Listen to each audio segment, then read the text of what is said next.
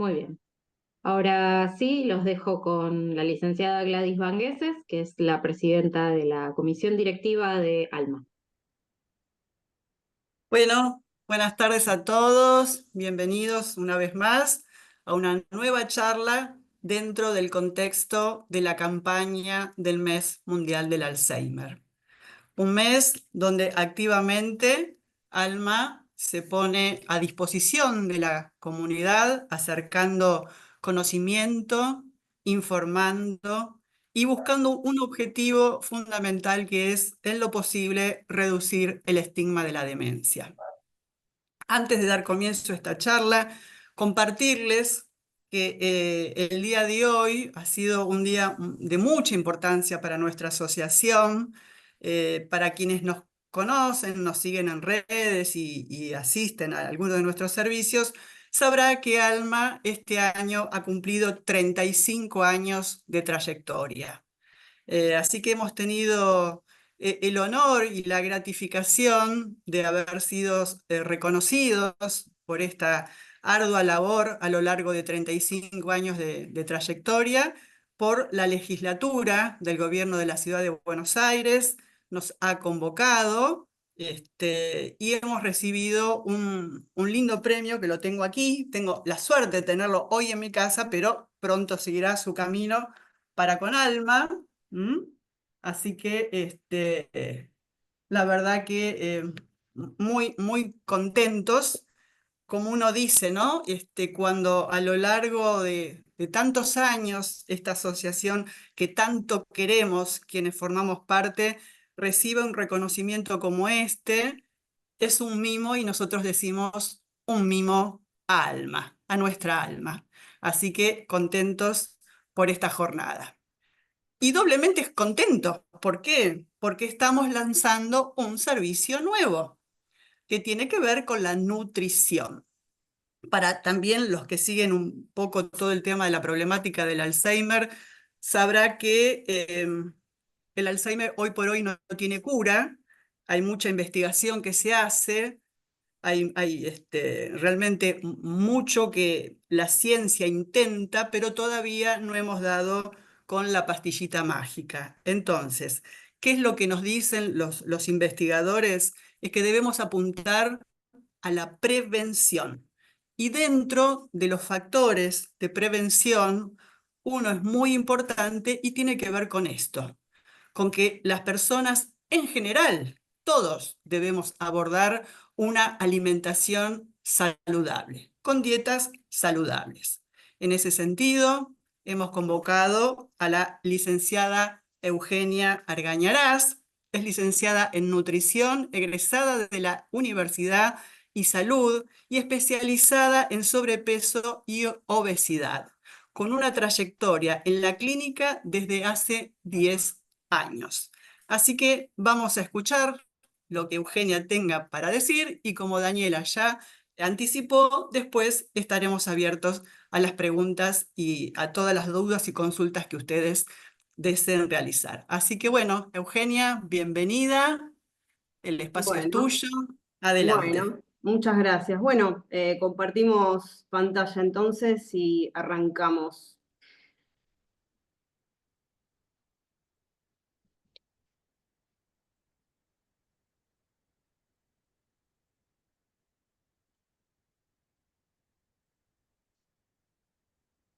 Bien, bueno, empezamos entonces con la charla. Bueno, la idea es hablar sobre lineamientos generales para una alimentación saludable.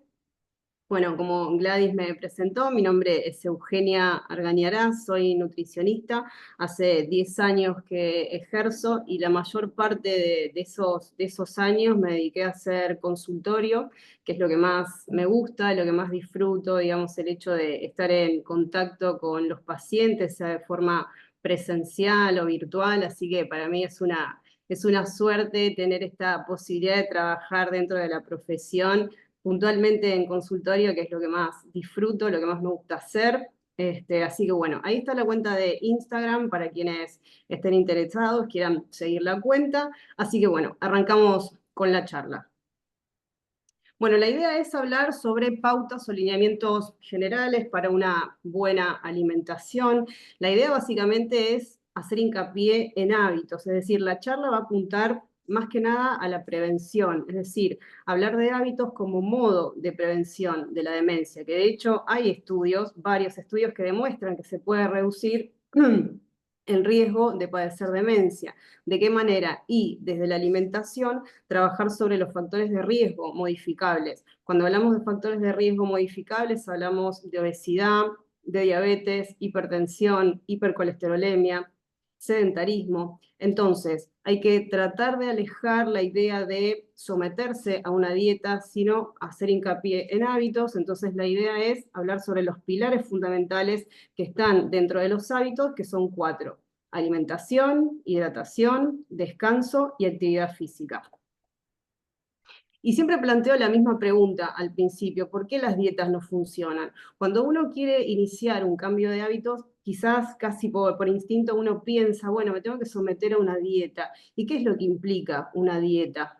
En principio, prohibición, restricción, es decir, cuando uno habla de dietas tiene como una connotación negativa. Básicamente esos dos primeros puntos, prohibición y restricción. Tengo que dejar de comer esto, que el pan es malo, que tengo que dejar los hidratos, que la papa engorda, que tal alimento, tal cosa. Entonces, si uno se somete a esa restricción o a esa prohibición, va a ser por un periodo corto de tiempo y no aprende a comer. Entonces, no se puede sostener en el tiempo, por eso no funcionan. Tienen un principio y un final. Que de hecho las dietas también generan obsesión, culpa, miedo, rechazo hacia los alimentos. Entonces uno no puede generar una relación sana con la alimentación. Por eso se tienen que dejar de lado las dietas y siempre hacer énfasis en hablar de hábitos. Entonces, comenzamos con las comidas principales. Las comidas principales son 4: desayuno, almuerzo, merienda y cena. Lo sugerido es que las 4 principales estén presentes, pero también yo siempre les aclaro a los pacientes, en la medida de lo posible. ¿Por qué? Y porque, por ejemplo, hay gente que a la mañana se levanta sin hambre y no desayuna, y no está mal. Entonces, en la medida de lo posible, el resto de las comidas tiene que estar presente. O tal vez por cuestiones de trabajo, tiempo, hay alguna comida que no se puede cumplir y no pasa nada. Pero insisto, en la medida de lo posible, que la mayoría de las comidas esté presente. ¿Y por qué se hace hincapié en esto? Porque cuando uno va salteando comidas o esa comida no llega a ser del todo completa, es hambre que uno va acumulando. Entonces, eso muchas veces se traduce en comer de más. En la siguiente comida, andar picoteando durante todo el día, puede haber atracones. Entonces la idea es tratar de evitar esas situaciones, a la vez estableciendo un orden con las comidas a lo largo del día.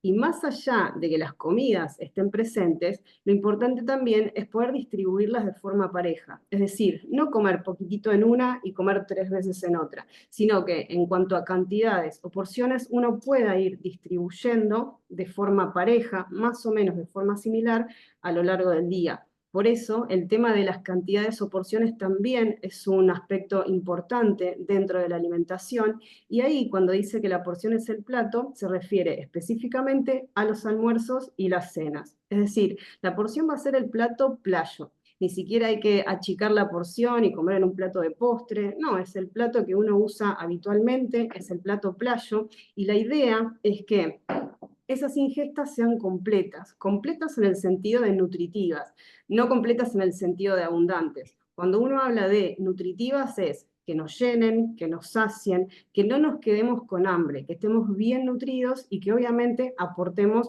nutrientes de calidad. Entonces, con respecto a desayunos y meriendas, cuando el paciente viene a la consulta para generar este proceso de cambio de hábitos, yo les muestro diferentes opciones para que vean que hay varias alternativas que se pueden incorporar en estas 2 comidas. Y siempre lo que les aclaro es que la mejor opción es el pan. ¿Pero por qué? Si uno lo compara al pan con galletitas de agua o galletitas de salvado, lo que vemos es que las galletitas de este tipo tienen primero más grasa que el pan y por otro lado son más chiquititas, entonces no aportan volumen, no llenan, no sacian. Entonces muchas veces pasa que eligen galletitas de agua o de salvado creyendo que son más sanas y al no aportar volumen terminan comiendo medio paquete o un paquete entero cuando tranquilamente pueden elegir algún tipo de pan que los va a llenar más, los va a saciar mucho más. La foto, por ejemplo, que figura ahí es como una recopilación de los panes que yo como habitualmente.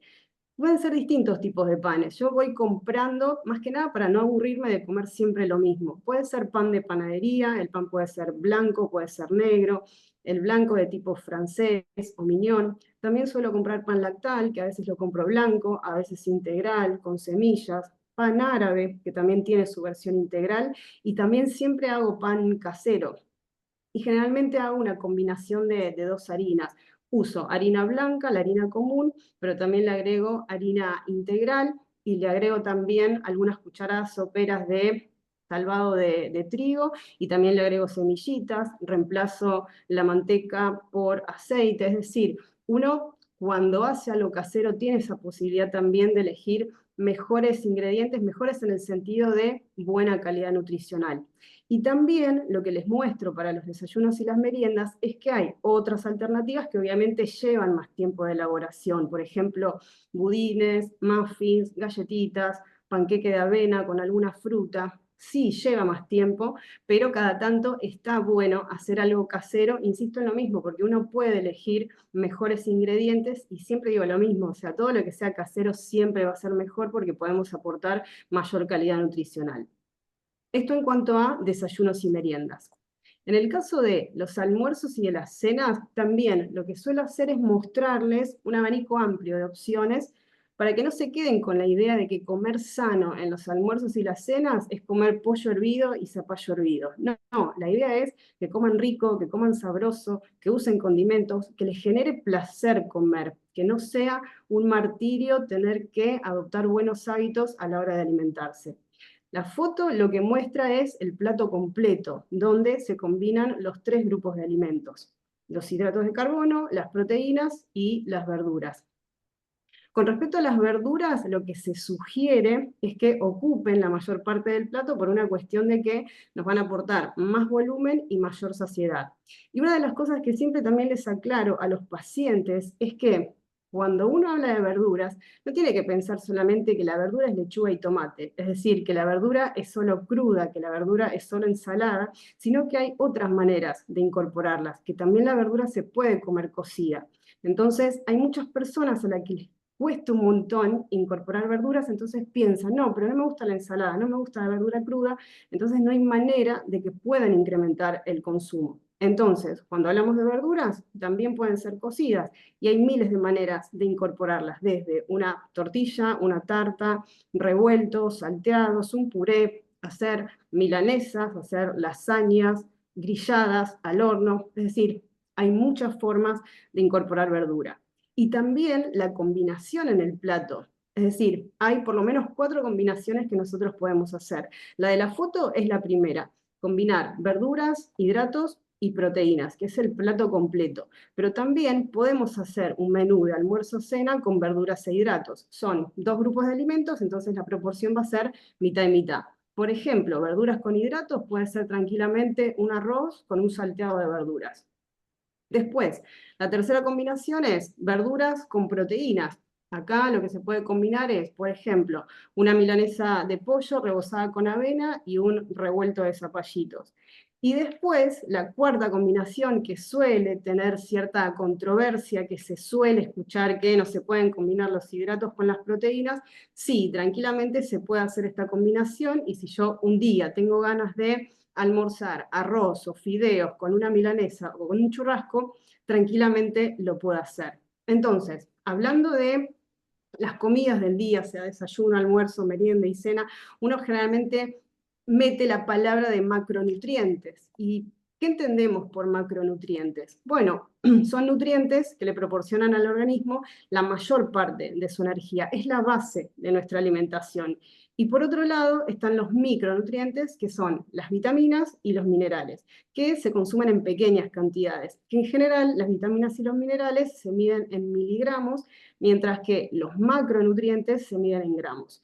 Y dentro de los macronutrientes tenemos 3 grupos: los hidratos de carbono, las proteínas y las grasas. Por ejemplo, en el caso de los hidratos de carbono tienen como principal función aportar energía, es decir, es el combustible, es la nafta que necesitamos. Y cuando hablamos del cerebro, el cerebro se nutre básicamente de glucosa. Cuando nosotros hablamos de glucosa, es la unidad mínima a la que se reduce el hidrato de carbono. Entonces, para que un cerebro funcione de manera correcta, tienen que estar presentes los hidratos de carbono. Y dentro de los hidratos tenemos 2 grupos, los simples y los complejos, que esto tiene que ver con el tipo de estructura del hidrato. Los hidratos de carbono simple son estructuras muy chiquititas, son muy pequeñas y que se absorben rápidamente, es energía disponible de manera rápida. Y la encontramos, por ejemplo, en la fructosa, que es el azúcar de la fruta, la lactosa, que es el azúcar de la leche, la glucosa, la sacarosa, que es el azúcar de mesa. Entonces, hidratos de carbono simple los vamos a encontrar en las frutas, en la leche, en las golosinas, en los dulces, mermeladas, etc.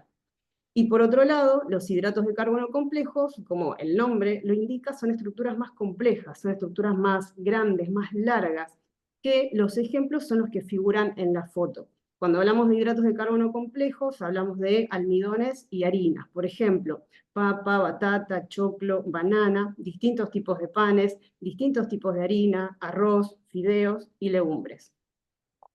Después, en el caso de las proteínas tienen otra función principal, que es la de brindar estructura. Su función primaria no es brindar energía. La principal de los hidratos es la energía. Entonces, ¿qué pasa si yo no consumo hidratos? Acá la pregunta tiene que ver con determinadas dietas que fomentan el consumo bajo o casi nulo de hidratos y generalmente se relacionan con un descenso de peso rápido. Entonces, ¿qué es lo que pasa si yo no consumo hidratos? Primero, los hidratos retienen agua. Entonces, al no consumir hidratos, va a bajar esa retención. Entonces, voy a perder líquido, me voy a deshidratar.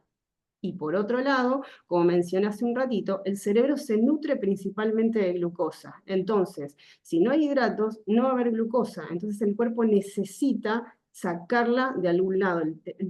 Tiene que, entre comillas, fabricarla de alguna manera. Entonces, ¿cómo lo hace? Sacándolo de los músculos, es decir, que perdemos masa muscular. Entonces, ¿qué pasa? La gente generalmente se pone contenta cuando en una semana logra bajar 3 o 4 kilos, pero a expensas ¿de qué? De haberse deshidratado y de haber perdido masa muscular, porque la grasa sigue estando. Entonces, no tiene sentido restringir los macronutrientes, sino que lo que hay que hacer es buscar un balance de los 3 grupos de alimentos para que nuestra alimentación sea completa, sea equilibrada. Entonces, con respecto a las grasas, que es el tercer macronutriente, pasa exactamente lo mismo. Las grasas son una gran fuente de energía. Cuando hablamos de energía, hablamos de calorías. Las grasas aportan más del doble los hidratos que el... Y acá pasa exactamente lo mismo. No hay que dejar de consumir grasas porque las grasas son necesarias también. Lo que sí hay que hacer es controlar las grasas saturadas y las grasas trans e intentar aumentar el consumo de las insaturadas, es decir, de las grasas buenas, las grasas saludables, que son los omega. En el caso de las saturadas, básicamente se encuentran en alimentos de origen animal, por ejemplo, en las carnes. Entonces, lo que se sugiere es que se elijan cortes magros, y en el caso de los lácteos lo mismo. Lácteos enteros sí se pueden consumir, y para que uno pueda incorporar un porcentaje menor de grasa, por ahí lo que se sugiere son lácteos descremados. Y las grasas trans, más que nada, están en productos de panadería o pastelería. Y con respecto a las insaturadas, son las que figuran en la foto. Cuando hablamos de omega 3, 6 y 9, estamos hablando de aceite de oliva, palta, frutos secos, pescados, semillas. Entonces, como conclusión de esta primera parte, con respecto a las comidas y a los macronutrientes, en el caso de las comidas es importante que cada una de las ingestas que hagamos sea completa. Recordar, completa como sinónimo de nutritivo, no como sinónimo de abundante. Y con respecto a los macronutrientes, la clave va a estar puesta siempre en el consumo equilibrado de los 3, de los hidratos, las proteínas y las grasas.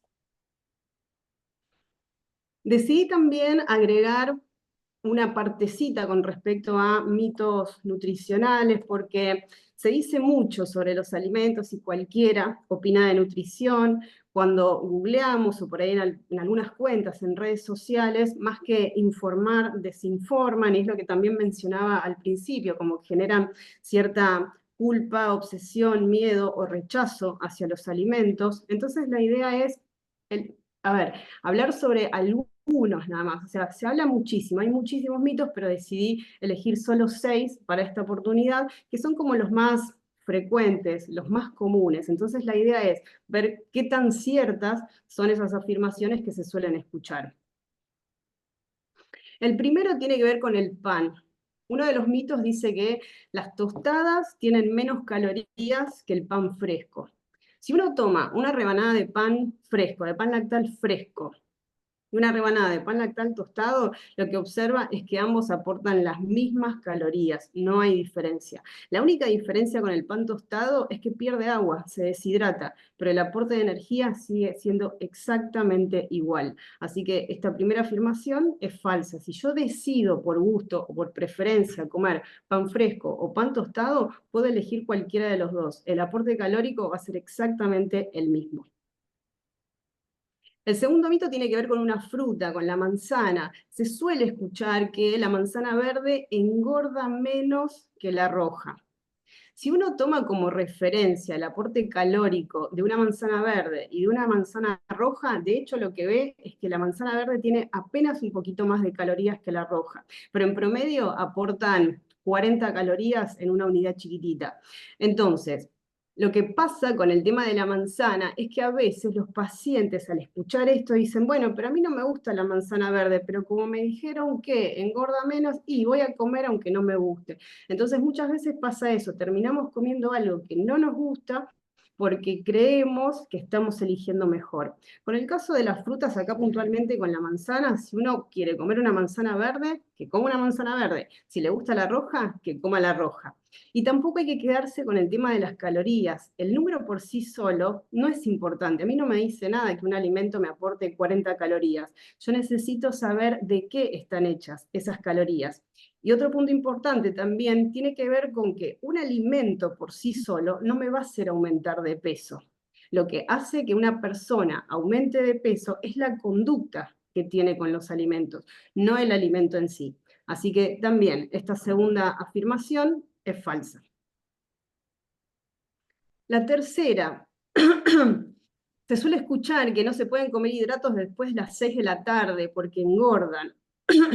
Y a modo irónico hice esta fotito con el arroz y puse que 100 gramos de arroz a las 17:59 aportan 320 calorías y 100 gramos de arroz a las 18:01 también siguen aportando 320 calorías. Es decir, el alimento no va a cambiar el aporte calórico a medida que van pasando las horas.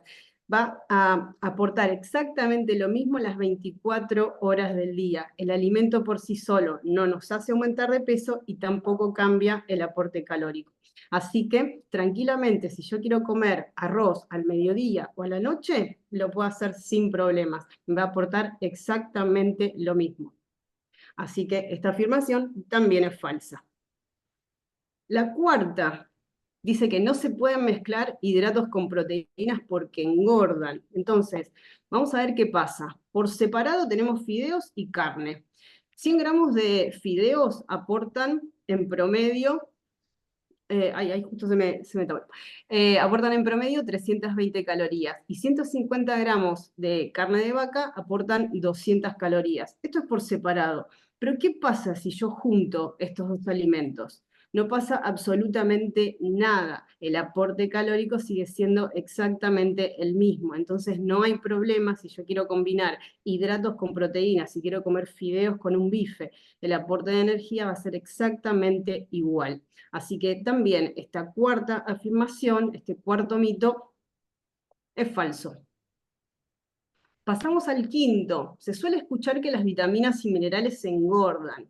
Las vitaminas y minerales no aportan calorías, entonces es imposible que nos hagan aumentar de peso. Obviamente, las vitaminas y los minerales están incluidos en los alimentos. Entonces, lo que yo tengo que cuidar es la conducta que tengo con los alimentos, pero no porque las vitaminas y minerales aporten calorías y eso haga que yo aumente de peso. Así que esta quinta afirmación también es falsa.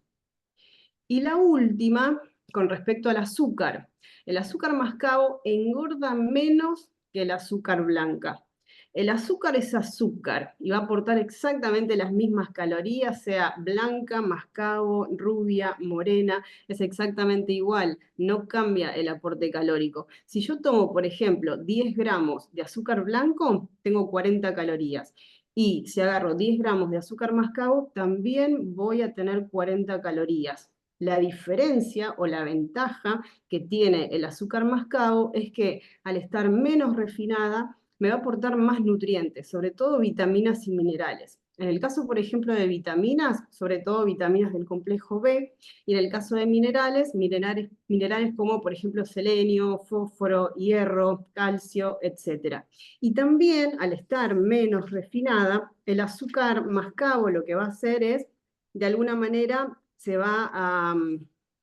como se va a asimilar de forma más lenta, entonces va a regular mejor los valores de glucemia.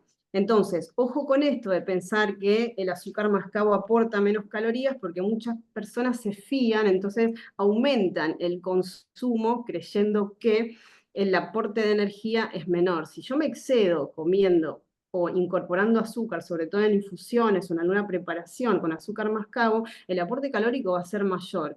Entonces, azúcar es azúcar, no importa cuál sea, el aporte de energía va a ser exactamente igual. Sí, la diferencia es que con una voy a incorporar mayor cantidad de nutrientes. Así que este mito de que el azúcar mascabo engorda menos que el azúcar blanca también es falso.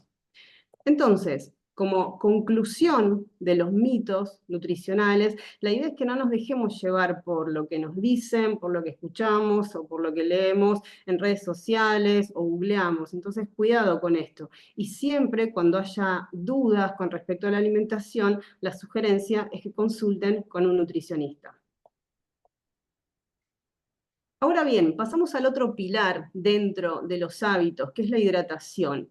Cuando se habla de hidratación, la idea es que la principal fuente sea el agua, después el resto de las bebidas, que lo primero de lo primero sea el agua. Si uno se pone a pensar, el cuerpo tiene en promedio entre 60 y 70% de agua, es decir, las funciones del cuerpo necesitan agua, por eso se hace tanto hincapié en que haya un consumo importante de agua. Obviamente que todas las bebidas hidratan, pero el agua es la mejor opción. Si uno habla de, por ejemplo, infusiones, batidos, licuados, sopas, caldos y demás, todas esas bebidas, todos esos líquidos van a sumar a la hidratación total, pero la idea es que la base sea el agua. Si bien hay una recomendación para el agua, que son 2 litros diarios, el objetivo con cada persona tiene que ser individualizado. Yo no puedo exigirle a una persona que cumpla con la recomendación general de 2 litros cuando la persona me dice que toma solo un vaso por día. Entonces, cuando uno habla, digamos, del proceso de cambio de hábitos, tiene que indagar sobre los hábitos puntuales de esa persona y plantear objetivos chiquititos, concretos. Por ejemplo, en el caso de esa persona que está tomando un vaso diario, quizás el objetivo que se puede plantear es, bueno, suma un vaso más y manténelo los primeros 15 días o el primer mes. Al segundo mes suma otro vaso, un tercer vaso, mantenelo los primeros 15 días o el primer mes, el tercer mes lo mismo, suma un cuarto vaso. Entonces, de acá a 2 meses aproximadamente, esa persona va a estar tomando 1 litro de agua, pero lo hizo muy de a poquito, es un trabajo de hormiga, no lo hizo de la noche a la mañana. Entonces, todos los objetivos en cuanto a hábitos tienen que ser concretos, tienen que ser chiquititos y que puedan ser alcanzables. Así que acá la idea con el tema de la hidratación es que si notamos que la ingesta es baja, bueno, empezar a incrementarla de forma gradual, pero siempre, siempre va a ser un trabajo de hormiga, siempre de a poquito para que ese cambio se pueda sostener en el tiempo y se pueda generar el hábito. Con respecto al descanso, muchas veces no se le da la importancia que se merece. El descanso también es importante, las horas de sueño son importantes. Acá también hay una recomendación general que habla entre 7 y 8 horas.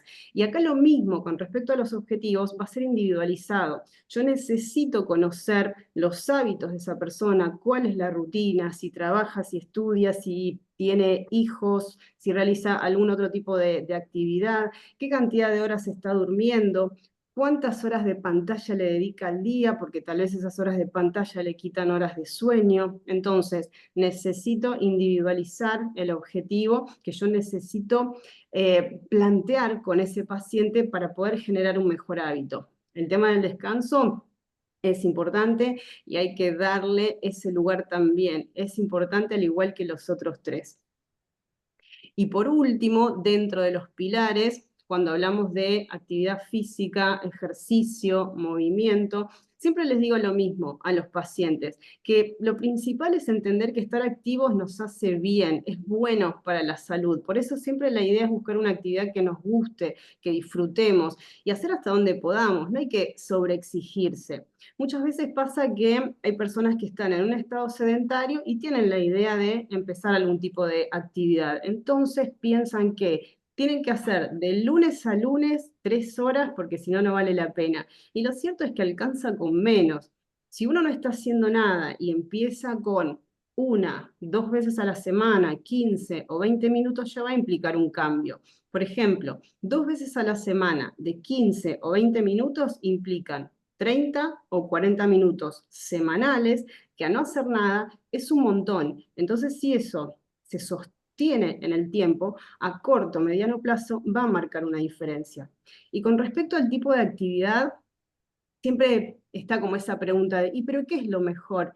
Lo mejor es lo que vos te resulte práctico, lo que tengas ganas de hacer, lo que te guste. Hay gente que decide hacer fuera de casa, gente que decide hacer adentro de casa, por ejemplo, gente que necesita salir de casa para hacer una actividad, por ejemplo, sale a caminar, a trotar, a correr, tiene una bicicleta, sale a andar en bici, se anota en un gimnasio, se anota en una clase de zumba, spinning, no sé, funcional, que ahora está como muy de moda, o por el contrario, hay gente que no le gusta salir y prefiere hacer en casa. Entonces en casa por ahí tiene una bici fija, tiene una cinta. Siempre les menciono el tema de YouTube, que es un gran aliado. YouTube tiene miles de videos con miles de rutinas de todo tipo. De hecho, hay aplicaciones que se pueden descargar en el celular. Es decir, son muchas las opciones que uno tiene a la hora de elegir un tipo de actividad. Entonces, la idea es siempre la misma, es entender que estar activos nos hace bien, que cualquier movimiento suma y que es importante que esté presente el ejercicio dentro de nuestros hábitos.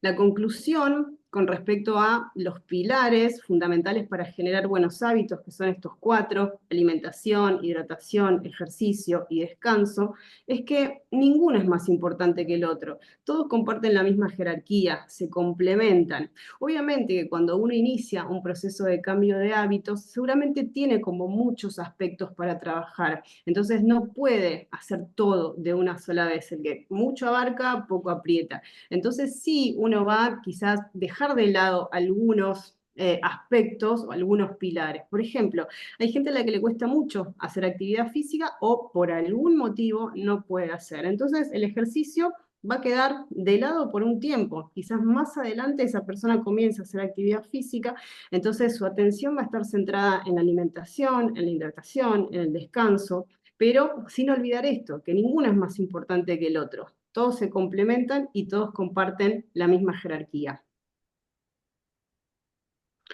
Bien, dentro de lo que es nutrición está este concepto de hambre real y hambre emocional. Muchos pacientes refieren o me dicen que les cuesta darse cuenta cuándo tienen hambre realmente, cuándo comen porque sí, digamos, ¿cómo diferenciarlos? Me dice, yo no me puedo dar cuenta, no sé cuándo tengo hambre real, cuándo estoy comiendo por ansiedad, porque estoy enojada, porque estoy triste.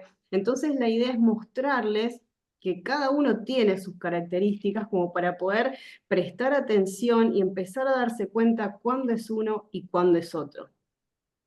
Por ejemplo, en el caso del hambre real, como el nombre lo indica, es una necesidad real de energía que se siente en el cuerpo, específicamente en el estómago, me hace ruido la panza, siento un vacío, hay gente a la que le duele la cabeza, que no se puede concentrar, es decir, el hambre real se siente en el cuerpo.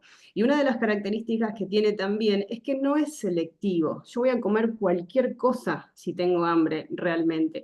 Y siempre pongo el mismo ejemplo. Yo si tengo hambre real, me voy a comer el pan duro de hace 5 días y lo voy a disfrutar porque necesito energía ya, que tiene que ser suplida con alimentos, con cualquiera.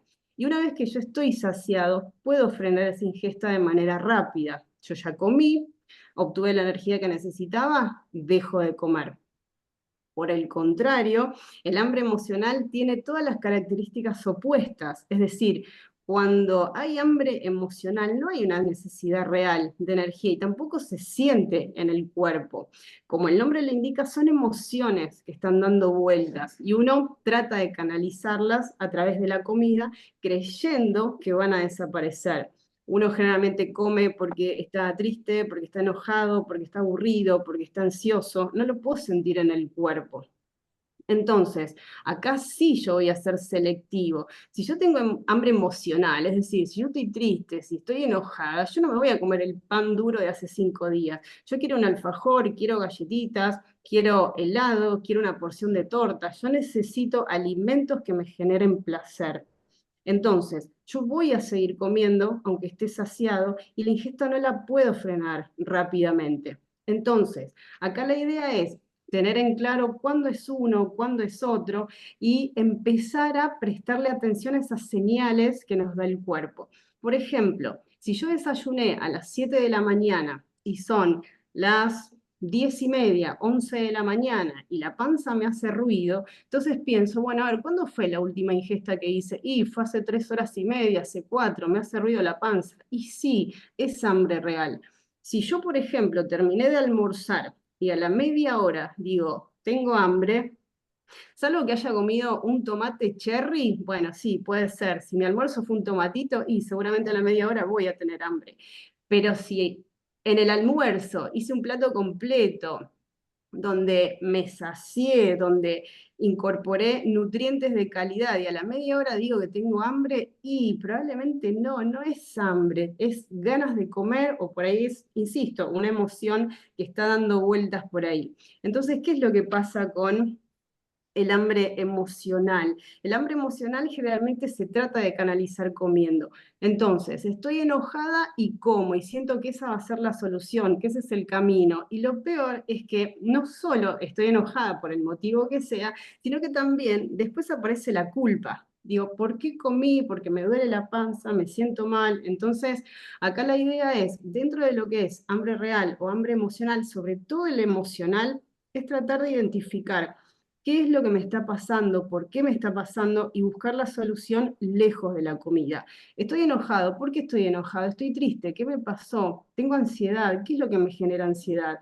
Entonces, es tratar de identificar cuál es esa emoción que yo estoy atravesando y tratar de buscar la solución lejos de la comida. ¿Estoy aburrida? Bueno, necesito buscar una actividad que mate el aburrimiento. Entonces, si uno tiene que asociar cada uno de estos tipos de hambre, el real o el emocional, lo que ve es que el hambre real va a estar asociado al estómago, se siente en el cuerpo, mientras que el hambre emocional no, como le indica el nombre, es una emoción que está dando vueltas, tenemos que identificarla y buscar la solución lejos de la comida.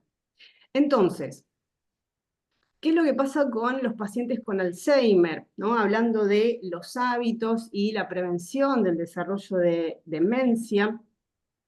Digamos, estos pacientes toman mucha medicación, refieren ansiedad, ganas de comer todo el tiempo, pero no solo los pacientes, también hay que tener en cuenta a los cuidadores, cuidar al cuidador, es decir, el cuidador, no olvidar su propio cuidado. Entonces, ¿qué sería bueno, qué sería útil tanto para los pacientes y tanto para el cuidador, para ambos, en cuanto a hábitos.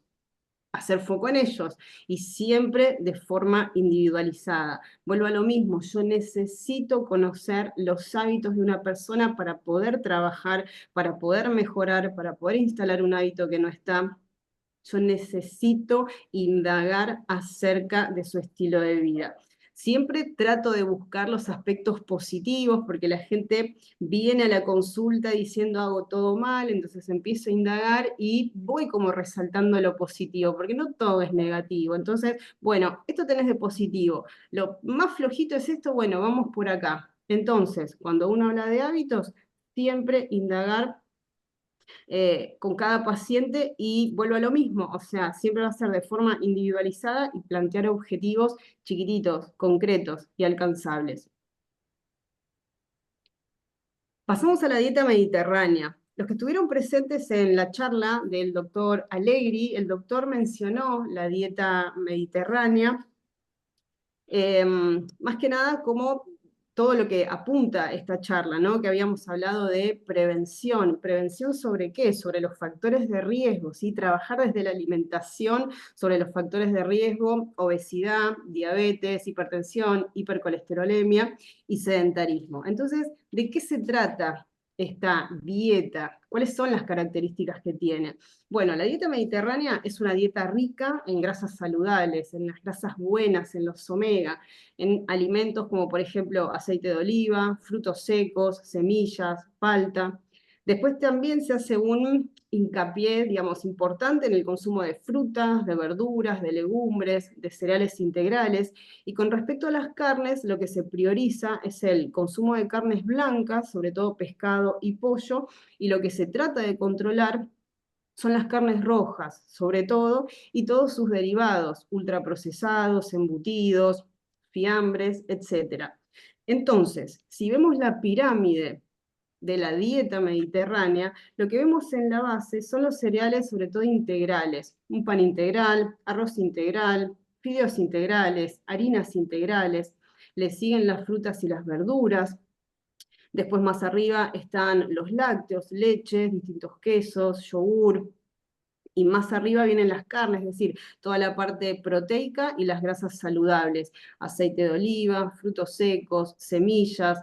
Como carnes lo que se prioriza en esta dieta es el consumo de pescado sobre todo, después pollo y por último en la puntita de la pirámide están las carnes rojas con sus derivados de todo tipo, o sea, embutidos, fiambres, ultraprocesados y también la parte de alimentos que en su elaboración tienen mucha cantidad o un alto porcentaje de grasa, de azúcar o las dos cosas juntas, como pueden ser productos de panadería, pastelería, golosinas y demás. Entonces, la puntita de la pirámide que dice, no comamos esto, no. Sí lo vamos a comer, pero de manera controlada. Vamos a tratar de priorizar todos los alimentos que están desde la base hacia arriba. Y lo que yo agrego acá en esta partecita es que podemos no estar muy alejados de este tipo de alimentación, de una dieta mediterránea. La idea es intentar hacer cambios de a poquito. Es decir, se puede de alguna manera acercarse a una dieta mediterránea haciendo mejores elecciones a la hora de comer. Por ejemplo, si yo baso mi alimentación en harinas blancas solamente, un cambio puede ser el hecho de empezar a incorporar otro tipo de harinas o harinas integrales, o por ejemplo, cada tanto cambiar el arroz blanco por un arroz yamaní, un arroz integral, o mismo los fideos, o incorporar a los hidratos, por ejemplo, un arroz e incorporarle verduras para también incrementar el consumo de verduras, recordando que la verdura, como dije al principio, no es solo ensalada, no es solo cruda, sino también hay muchas opciones de verduras cocidas, y lo mismo con las frutas. Hay muchas personas a las que les cuesta consumir frutas. Yo en este tiempo escuché que, o me cuentan los pacientes, es que hay algunos que pasan 2 meses, 3 meses, hasta creo que lo máximo que me dijeron fue 8 meses, no sé si un año, ya no me acuerdo, que no consumieron ni una fruta. Un año sin consumir fruta, es un montón. Entonces, la idea es empezar de a poquito a trabajar sobre esos pacientes para que empiecen a incrementar el consumo de determinados alimentos. Y bueno, vamos llegando al final de esta charla, y la conclusión final que se centra en los hábitos, y es que los hábitos se trabajan para mejorarlos o para instalarlos. ¿Y de qué manera? Planteándose objetivos concretos, pequeños y alcanzables, y de a uno por vez. ¿Va a costar? Sí, va a costar un montón, porque lo voy a tener que hacer con esfuerzo, porque va a salir casi medio obligado, va a salir poco natural, porque es algo que no está instalado. Entonces, cuando uno habla de hábitos, de hecho los estudios hablan de un tiempo estimado. ¿En cuánto tiempo se instala un hábito? Bueno, hay estudios que refieren promedio entre 2 y 3 meses. Acá la clave para poder instalar un hábito es la repetición diaria. Yo necesito repetir una acción todos los días de forma sistemática. Por ejemplo, en el caso de el agua que había puesto, ese ejemplo de que una persona consume un vaso diario, bueno, repetir esa acción, es decir, bueno, suma un vaso más, toma 2 vasos todos los días, durante 15 días, un mes, suma digamos, el tercer vaso al segundo mes, es decir, los objetivos tienen que ser muy chiquititos, porque si no, no se pueden instalar y no se pueden sostener. Entonces, en un momento determinado, la persona lo va a lograr, es decir, va a salir de forma natural, sea cual sea el objetivo. Pero, insisto, al principio va a ser muy obligado, va a ser poco natural y va a necesitar de mucho esfuerzo. Entonces, los hábitos se instalan repitiendo las acciones día tras día.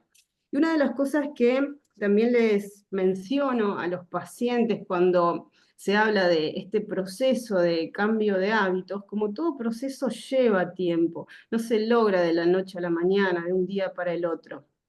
Y también otra de las cosas que les aclaro cuando hablamos de un proceso de cambio de hábitos es que es un trabajo más.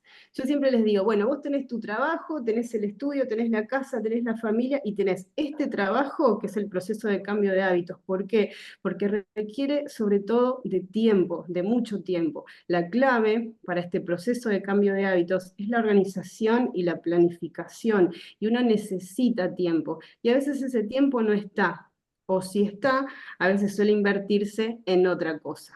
Entonces, como para terminar, como para finalizar esta charla, planteo 2 preguntas. Y la primera ¿es difícil? Sí. ¿Es imposible? No. Muchas gracias a todos.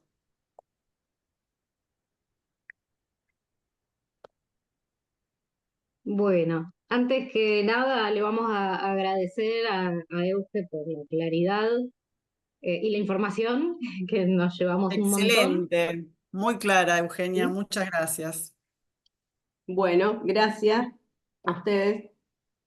Vi que hay muchas Y preguntas también. hay muchas preguntas, sí, sí, sí, las estoy tratando de agrupar porque hay algunos temas o cuestiones que se repiten. Si les parece, podemos empezar por las preguntas respecto a personas que ya están diagnosticadas con algún tipo de demencia. Había consultas acerca de si hay alimentos recomendados una vez que ya está instalada la enfermedad, si hay si hay alimentos que estén particularmente recomendados, y preguntaban específicamente por el aceite de coco, si es mejor que el de oliva en esos casos. Bueno, con respecto a lo que son alimentos, no hay, digamos, alimentos puntuales o específicos. Sí, digamos, hay un montón de nutrientes dentro de los alimentos que van a ayudar a con determinados aspectos. Por ejemplo, cuando uno habla de los neurotransmisores, hay determinados aminoácidos que están dentro de determinados alimentos que pueden llegar a favorecer o ayudar, pero no hay algo puntual, sino cuando uno habla de alimentación, la idea es que la alimentación sea equilibrada en ese sentido, que uno pueda consumir todo tipo de alimentos. Sí, obviamente, como te digo, o sea, va a haber como determinados nutrientes que van a cumplir una función principal, pero no es que son mágicos, sino que es como cuando los pacientes me preguntan que cuando tienen, no sé, un valor alto de triglicéridos, sí, el omega 3 ayuda, pero yo le digo, el atún no es un alimento mágico, no es que vos vas a comer atún y te van a bajar los triglicéridos, es los hábitos más incorporar alimentos que ayuden a regular esos valores. Así que en este caso pasa exactamente igual. No hay algo puntual, sino tiene que ver con la alimentación general, que uno pueda incorporar todo tipo de alimentos, que sea variada y que sea sobre todo equilibrada, que sea completa la alimentación. Ah, Lo y del lo del aceite, aceite de coco y aceite de oliva. Si yo tengo que elegir uno de los dos, me inclino por el aceite de oliva. El aceite de coco es básicamente grasas saturadas, entonces prefiero un omega 3, 6, 9, que va a ser más saludable. Así que si yo tuviese que elegir uno de los dos, bueno, gana el aceite de oliva. Ok. perdón, me parece, Eugenia, que es como, yo lo pondría dentro de los mitos. Yo El de tenía como coco. incorporado que el aceite de coco últimamente, la prensa, de lo que uno lee en las redes, que el aceite de coco era más sano que el de oliva, así que ahí No, también, el coco es otro un mito. 90, no, el coco es un 90% de grasas saturadas. Así que Mm, no, vamos por las insaturadas. Vamos por el de oliva. ok. Bien, bien. Bien, y con respecto también a la población ya diagnosticada con alguna demencia, también surgieron varias preguntas acerca de cuando aparece justamente alguna restricción alimentaria, o sea que la persona no quiere comer o hace una sola comida eh, al día. ¿Cómo preguntan cómo suplementarla, si se puede suplementar de algún modo o cómo hacer para que puedan volver a comer? Y relacionado a eso, si es recomendable o sirve el Ensure o ese tipo de suplementos. Sí, bueno, a ver, cuando una persona realiza una comida al día, nada más, que de hecho hay muchas personas que asisten a la consulta y me dicen, no, yo solamente ceno, yo solamente almuerzo, primero los mido con una cara y digo, qué suerte, porque yo tengo hambre todo el tiempo y si no hago mínimo las 4 comidas me muero. Ahí en ese caso, cuando el paciente está realizando una sola comida, lo que se intenta es que por lo menos en algún momento del día se sume una comida más. Es lo que explicaba al principio, digamos, la importancia de que las 4 comidas estén presentes es por una cuestión de que uno necesita nutrirse cada determinadas horas, digamos, es importante que haya una distribución en tiempo y también en cantidad. Entonces, si una persona está haciendo una comida y por lo menos intentar de a poquito que empiece a realizar una segunda, y el objetivo obviamente va a ser que por lo menos cumpla con las 4 comidas. Y después, con respecto a los suplementos, sí, digamos, los suplementos a veces son necesarios, sobre todo si hubo una pérdida de peso, de tipo el Ensure o algo similar. A veces sí, digamos, de hecho yo tengo pacientes adultos mayores que además de la alimentación y de fomentar los hábitos y de explicarles cuál es la importancia de las comidas y demás, muchas veces no alcanza y se necesita un suplemento dietario. Pero insisto, más que nada tiene que ver con pacientes que hayan tenido una pérdida de peso significativa, entonces como que se tiene que recuperar más o menos rápido, pero siempre también haciendo hincapié en los hábitos y que la alimentación esté presente. El suplemento es eso, no suplementa una comida, sino que es algo más. Por eso la comida tiene que estar como primera opción y después sí, el suplemento es una ayuda extra. Ujú. Ok. Y también con respecto a pacientes diagnosticados con algún tipo de demencia, surge la pregunta de, bueno, ¿qué pasa al revés? Una persona que nunca consumió eh, cosas dulces, de repente se desespera, entonces, ¿con qué poder cambiar para que no sean tantos chocolates, alfajores? ¿Qué otra cosa se podría dar a esa persona? Ujú. Bueno, acá volvemos a lo mismo. Yo primero necesito indagar los hábitos de esa persona porque a veces el tema de la ansiedad y sobre todo la gente que me dice, no, yo soy como muy dulcera y necesito algo dulce, entonces empiezo a indagar y me doy cuenta de que saltea comidas o que las comidas no llegan a ser completas. Entonces, primero lo que necesito indagar es cómo se está alimentando esa persona, qué nutrientes o no están presentes en la alimentación.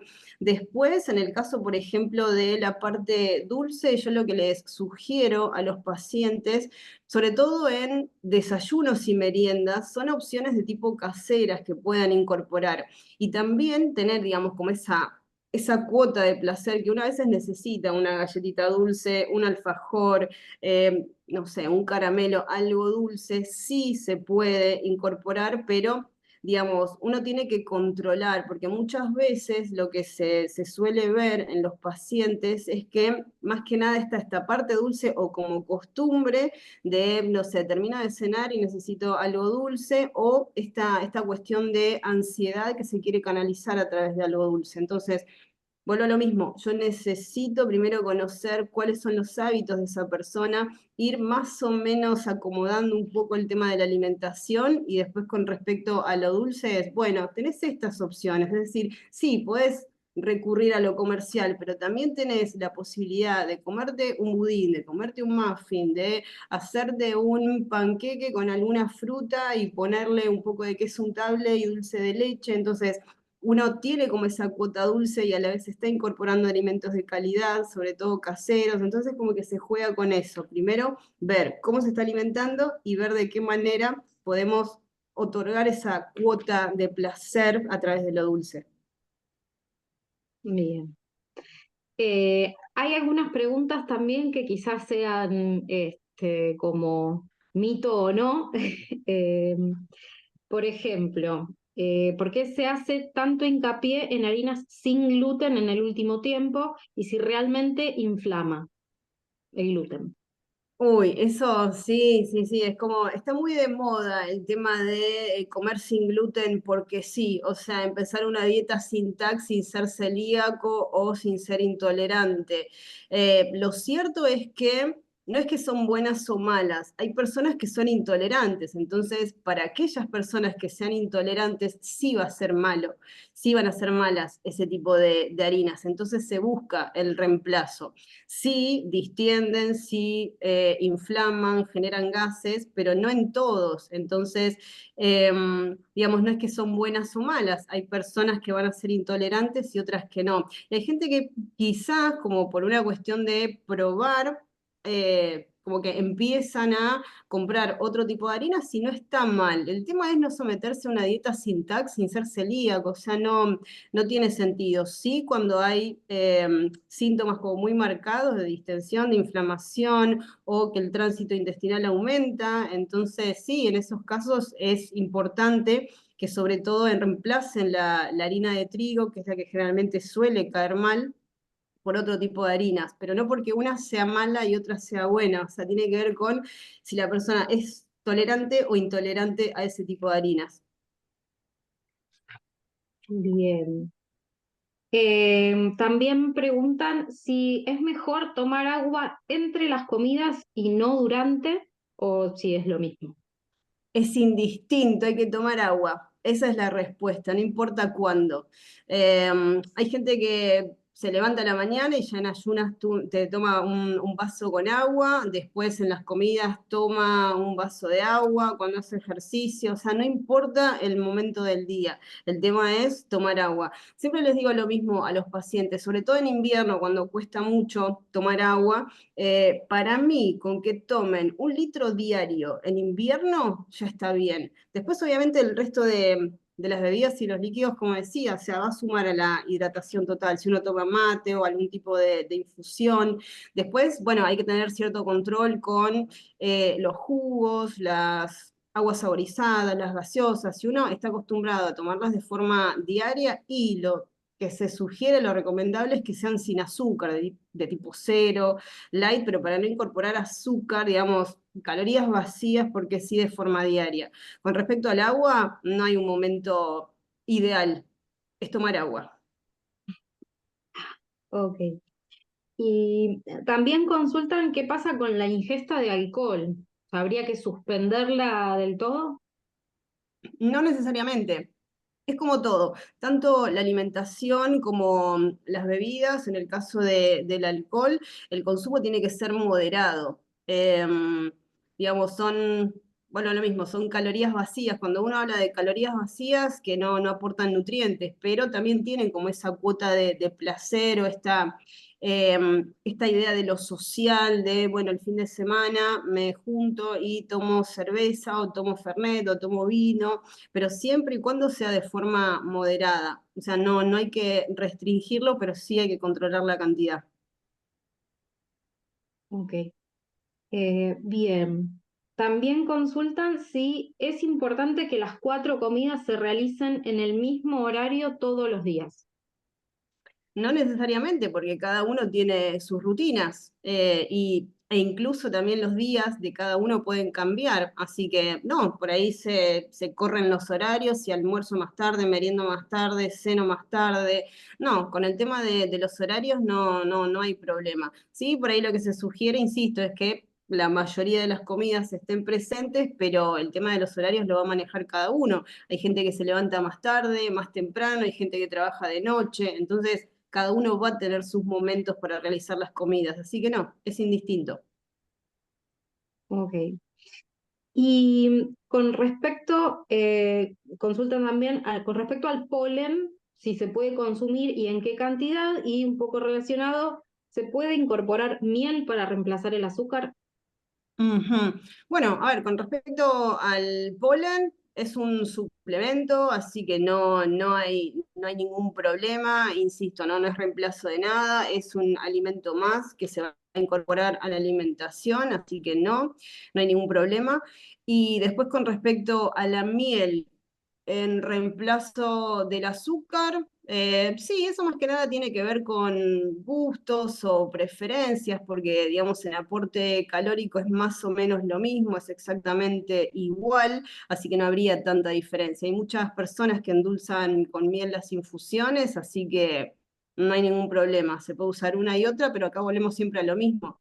El tema de cantidades o porciones que siempre se ha controlado. Si yo me excedo en la cantidad de miel o me excedo en la cantidad de azúcar y tengo que empezar a controlar. Y pasa lo mismo, por ejemplo, cuando me preguntan, ¿qué es mejor, edulcorante o azúcar?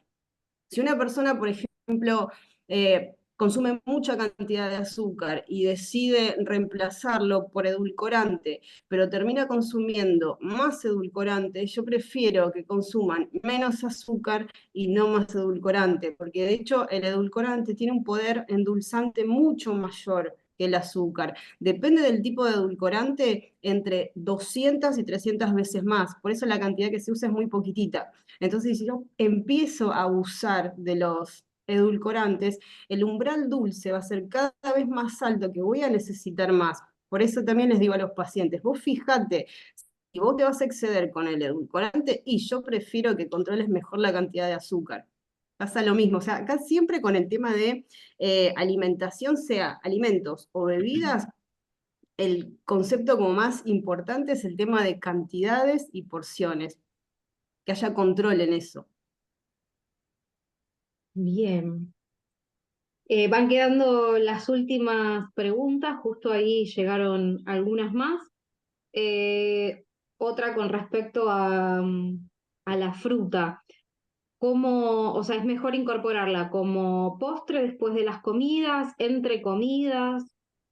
Bueno, con el tema de las frutas, acá pasa también lo mismo que la pregunta del agua. Es indistinto, eso tiene que ver con el gusto o la preferencia de cada uno. Si uno se pone a pensar, por lo menos hay 5 momentos en el día en el que uno puede incorporar fruta. Hay personas, por ejemplo, que incorporan frutas en desayunos o en meriendas. Hay gente que las come como postre en almuerzo y cena y también se pueden incorporar como colación. Así que eso depende de cómo le guste a cada uno, digamos, en qué momento del día incorporar la fruta. Y con respecto a, digamos, a la comparación con el agua que también preguntaban, ¿en qué momento? Es indistinto. O sea, lo importante es que el consumo de frutas esté presente y cada uno va a elegir. A mí, por ejemplo, me cuesta un montón, o sea, hice el intento de consumir frutas en desayunos y meriendas y es algo que no puedo, o sea, no puedo.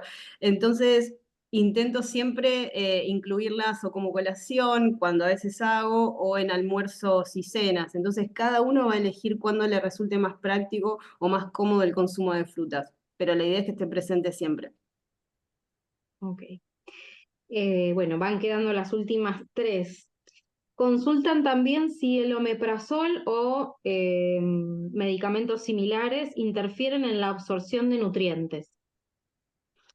Sí, digamos, el omeprazol más que nada tiene que ver con la absorción de B12. Por ejemplo, hay gente que tiene anemia y que a la vez tiene gastritis o que por mucha medicación necesita un protector gástrico, así que sí, en algunos casos sí, hay interferencia con la absorción de nutrientes y puntualmente el que primero se me viene a la cabeza es la B12 con el omeprazol. Ok. También consultan con respecto al consumo de café y podemos decir cafeína en general. Ujú. Bueno, acá la pregunta es, o mejor dicho, la respuesta es también muy similar a las anteriores que tienen que ver con el consumo o cantidades o porciones, digamos, el tema del café, hay que ver cuánta cantidad de café toma esa persona. Si yo, por ejemplo, desayuno y meriendo con café, son 2 infusiones al día, no hay problema, puedo tomar un café en otro momento del día, son 3 tazas diarias. El tema es cuando se excede la cantidad, porque hay mucha gente que realmente toma demasiado café.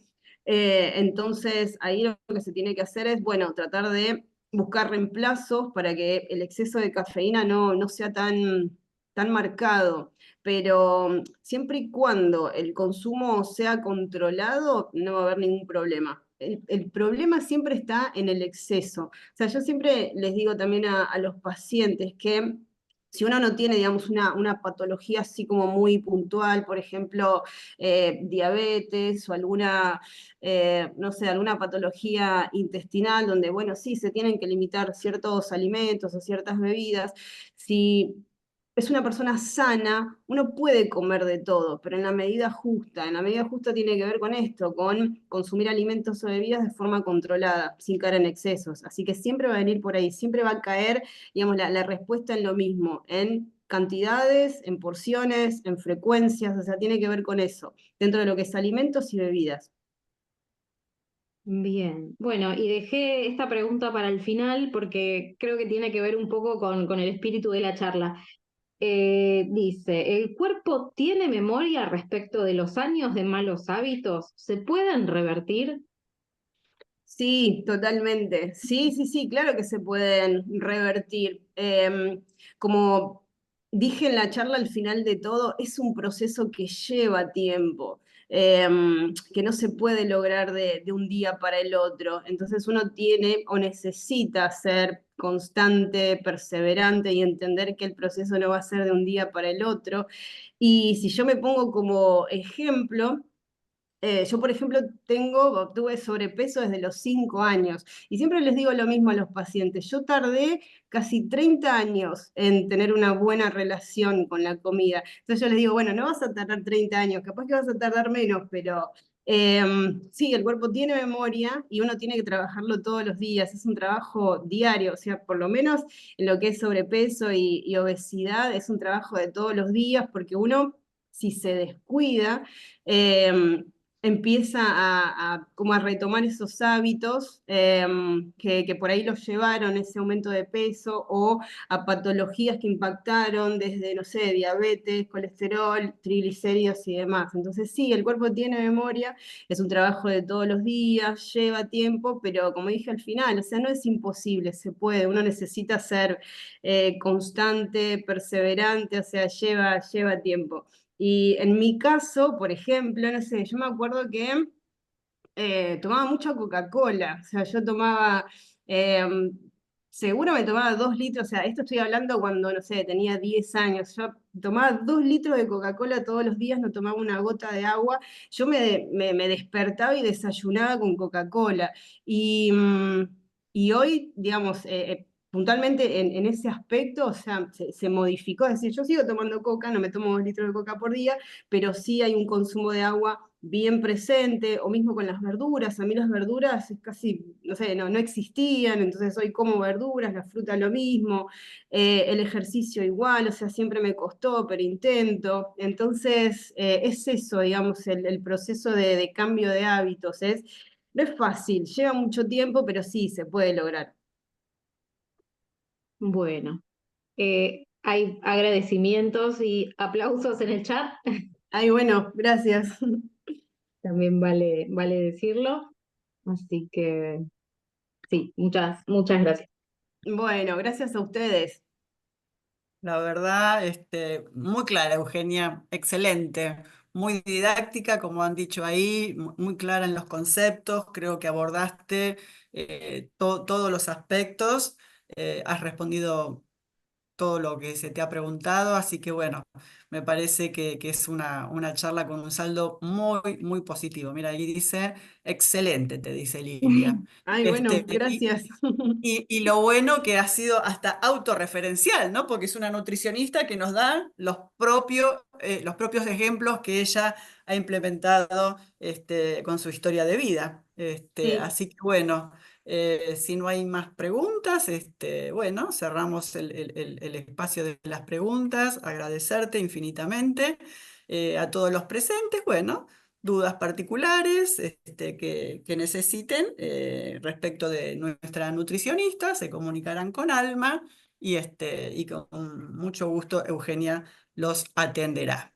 Para ir ya cerrando, decirles que, bueno, nos queda una charla más la semana que viene. Ya vamos finalizando esta campaña de este septiembre, de este 2024, así que como siempre, los invitamos a la charla próxima, el martes que viene, con la doctora Cecilia Serrano, que forma parte de nuestro comité científico, donde ahí de nuevo retomaremos específicamente cuestiones del Alzheimer, eh, los, eh, los desafíos, ¿no?, que tiene Argentina por delante respecto de esta patología. Así que bueno, los esperamos, esperamos que les haya servido este encuentro y como siempre, nos siguen en nuestras redes, toda la información que Alma siempre da a partir de los asesoramientos personalizados y todo lo que ofrece, nos siguen. Así que estén todos muy bien. Será hasta la próxima charla. Hasta la próxima. Gracias.